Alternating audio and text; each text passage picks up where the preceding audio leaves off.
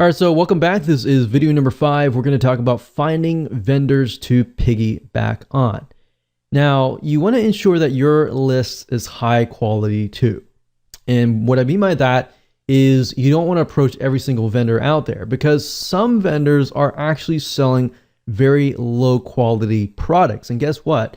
You're just going to get low quality subscribers. And that doesn't always mean the case, but that typically, if you look at certain vendors, you'll notice that they attract a certain type of person. So you want to make sure that you attract the customer that can resonate with them, but also resonate with you.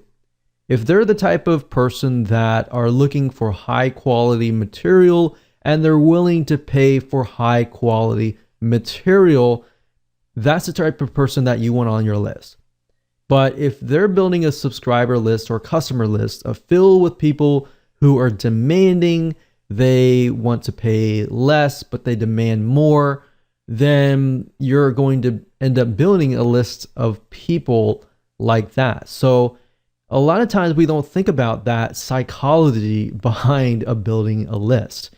It's just about building a massive list. All right. So you want to make sure not only that, but that the vendor is actually getting sales. And you want to look at some analysis and do your due diligence beforehand. And you might even want to approach them, say, hey, I'm working on a product right now and was wondering if you're interested. So you can also gain interest from that and just build a relationship from that vendor. Another good way of doing it is buying the vendor's product, buying their product, and then saying, hey, I noticed that this product is all about this. I'm actually working on a product right now that is not direct competition with you, but it's something that I feel would actually help your list. So I will say not all vendors will say yes on the spot, but if you have a relationship with them and it's not this, you're begging them or anything like that, but a genuine relationship with them, they're more likely to say yes, because there is somewhat of a relationship building involved. So you want to make sure that the vendors are getting sales and high quality. And there are several sites that you can use to find these vendors. So keeping that in mind, you want to look specifically at sites that sell goods, specifically digital goods. If you are selling a digital book, a digital video course, or something digital or intangible, you could technically look at sites like Amazon.com, but most of those are selling through Amazon and are physical goods. Now, that doesn't mean that you can't maybe even convert your product into some sort of physical good. You could approach it that way as well. But you could use Amazon.com digital like Kindle. And if you do enough research, you typically can find the author of the book or the product and do a little research on the internet to find them on the internet. And if they're building a list or selling something on the internet, that is a good indication as well. So you can technically use Amazon.com indirectly to find people. You can use sites like ClickBank.com to find vendors. And this is a great site to go to because ClickBank.com will actually show you stats of how well the vendor's product is selling. And the great thing about this is it really encompasses many different niches, everything from wealth to religion to different types of broad spectrums of niches and all that. Now, there is another site called jvzoo.com, but keep in mind jvzoo.com specifically targets primarily businesses, marketers, so business to business type lists. So let's go ahead and take a look at these sites, and that way you can get a better idea of how to find vendors to piggyback on. So the purpose of this exercise is to merely figure out who the vendors are, what they're doing, and kind of get an idea of, are they a good vendor to approach? Now, there is no guarantee whatsoever on whether the vendor will say yes, but I'm showing you as much as possible to do your due diligence and to find one, and then of course create a high value offer that they are going to most likely be very, very interested in. So I would highly recommend the first site being clickbank.com, as you can see here, clickbank.com. And if you go straight away to the affiliate marketplace, we are able to see the actual vendors that are going to be categorized depending on the niche, the sub niche, and all of that. Now, if you want to scroll down and look through here, that's fine. But we recommend that you go straight away to the advanced search or the search bar here. And then of course you type in that particular vendor. So in this case, let's say for example, that we are trying to find vendors that are going to talk about lowering cholesterol. So let's type in cholesterol here. And as we can see, there are 126 products out there, which means there's 126 vendors that are selling a product related to lowering cholesterol. Now, the nice thing about ClickBank is it gives you some data about whether the product is selling or not. So remember I said you want to find vendors that are actually selling products that actually are doing well. That doesn't mean that you approach somebody who doesn't have good data. Doesn't necessarily mean they aren't doing well, but you are trying to do enough due diligence so that you pick the right vendor. So as you can see, we see these and these are related to the keyword that we searched, but ClickBank also allows you to do a search by popularity, average sale, initial sale, and gravity. Now, gravity is a good detection on whether a vendor is doing well or not. It basically tells us that the affiliates that are promoting this vendor's product, they are actually making sales. So if we scroll down here, we can see that this one has 192.31. Of course, it's related to diabetes, so we need to make sure that we are looking at something that is related, but this is a good indication that the product is doing well. And some of these products have recurring, which means that the customer is not just paying a one-time fee, that they are paying it on and on and on a monthly, on a quarterly, depending on what the vendor chooses, on an ongoing basis. And that's typically good because that tells us that their customers are loyal and they're constantly paying. And that could mean that if they get on your list, then you could open up maybe a monthly site.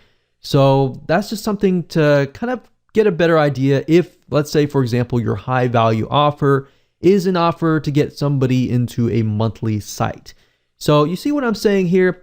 There are many different variables here, and vendors have many indications that they are good to, build your lists in different respects. So building your lists, getting somebody to your list that's a one-time person or a monthly person. Okay, so scroll down, make sure you find somebody, and let's just say diabetes. And let's just go ahead and click on this person's page so we can kind of get a better idea of what they are all about. So obviously in this case, they're talking about, type 2 diabetes, how to lower your, high blood sugar and all of that. You want to scroll down and you want to watch the video and you want to make sure that it's actually aligned with what you are selling, because you got to remember that they are attracting a certain type of person. So the person watching this video, in this case, I'm hoping that I'm going to buy something that is going to help me with my type 2 diabetes and all of that. So once they land on the thank you page, and if what you are offering, maybe it's a recipe book or something related to lowering blood sugar, then that's going to pique the customer's interest, right? Obviously, no vendor is going to do this, but if they give you something unrelated to diabetes and they land on that, they're not going to be interested in what you're offering. In fact, they're going to look at you and they're going to look at the vendor and question if they're selling something legit. So you have to think about it from that standpoint as well. The vendor, when they look at your high value offer, they're going to think, is this going to help me or is this not going to help me? So you really have to think about it from the vendor's point of view and the buyer's point of view. And we'll talk more about that later on. But for now, this is how you find vendors. Now, we could take it one step further And we could try to see if this person might have a blog or anything else. So let's see, doctor info. So what we could do is we can see that these are the doctors, obviously, that are connected to this. But we could actually Google their names and try to figure out if they have a blog, are they building a list, and all that kind of stuff. So it's not just do they have a viable product, but are they building a list out in the open that is not included on the sales page? Because if they are, that might be a good sign, because if it converts well on the thank you page, they might be more inclined to actually promote it to their other lists. All right, you see what I'm saying here? So start with clickbank.com. Try to do some research as far as finding vendors this way by looking at gravity, by making sure the product is actually aligned with your product. So that's a good way to come to clickbank.com.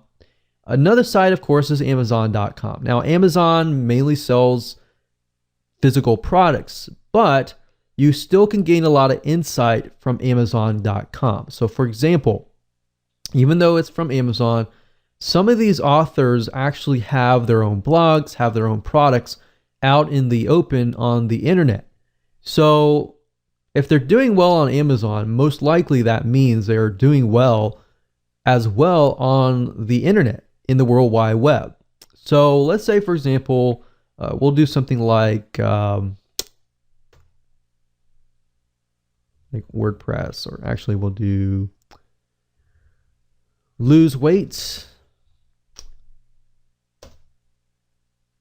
And let's just do some research on this. So we're looking for Kindle books. I wouldn't really look specifically for physical products, so I would look under Kindle. So let's add Kindle, or you can go to the Kindle department, that's fine too. But you go here, we're going to sort by customer reviews.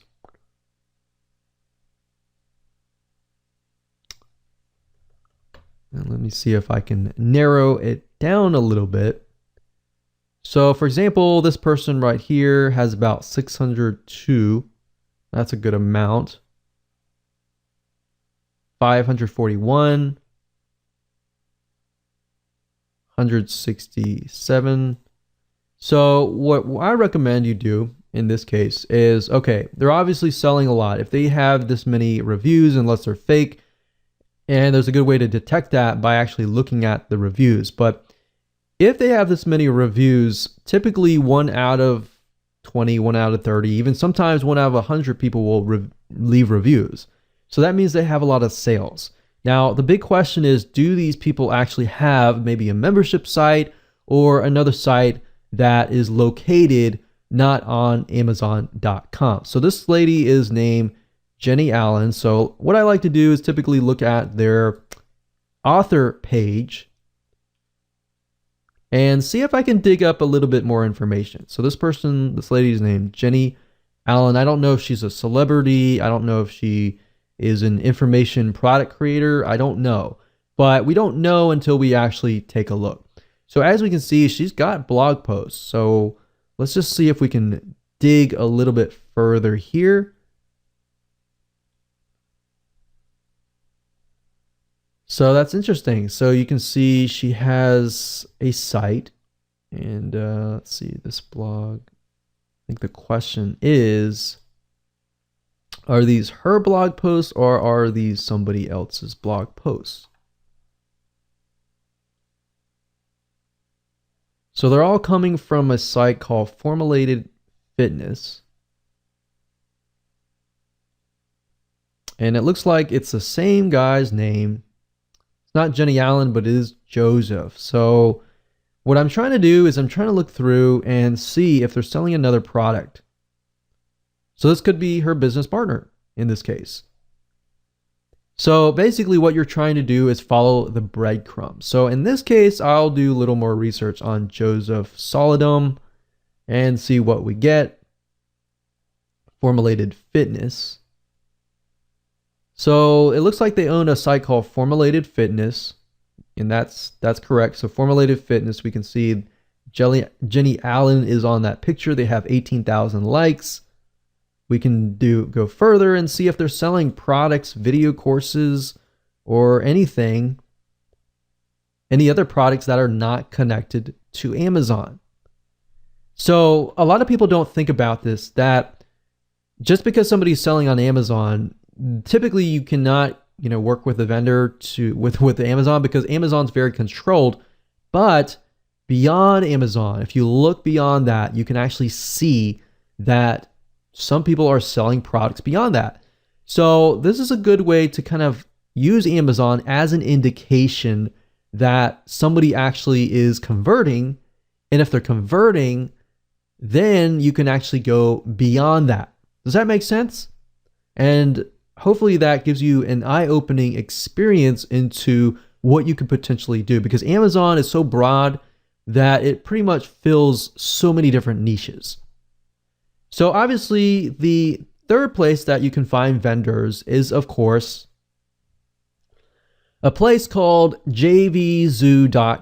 Now, JVZoo is primarily vendors related to business. So Amazon and ClickBank pretty much fill the non-business related type areas. Now, they do have some business, but JVZoo is just for business. So I want to make that note there. Now, they do have some other products you might find, but for majority, it is mainly for business. Now, you do need an account to do this. So you need to go to jvzoo.com, create an account and as an affiliate. And then if you go to the top and you click on affiliates and click find products, you will be directed to this page where you'll be able to find digital products to promote. Now, obviously in this case, we're looking for vendors, but this gives us some good data to get an idea of what products are being sold, how much the conversion rate, the EPC, in other words, the earnings per click, and the refund rate. So if you got a product that is doing really well, but yet they have like a 10, 25% refund rate or above, then you might want to think carefully, because if you think about it, if they are getting, let's say, a 25 to 30% refund rate, the type of person that lands on their product may be a type of person that refunds all the time. And you don't really want to build a list of people like that, especially if they're going to buy your product, download it, and then refund it. So that's something else. You really got to think about the type of person, which we'll talk more about later. But for now, this is a good place to go. And of course, at the top, under keyword, you can do a search for a product. So let's say, for example, that we're looking for a product that's related to WordPress. And you can do a search. You can go through here and look at the products. And if you click on the product itself, it'll give you a better idea of, the vendor and all of that and their history. So it gives you a good idea about that. But like I said, follow the breadcrumbs, just like Amazon. Look at the seller, which is, it says the product name by this name of the product owner.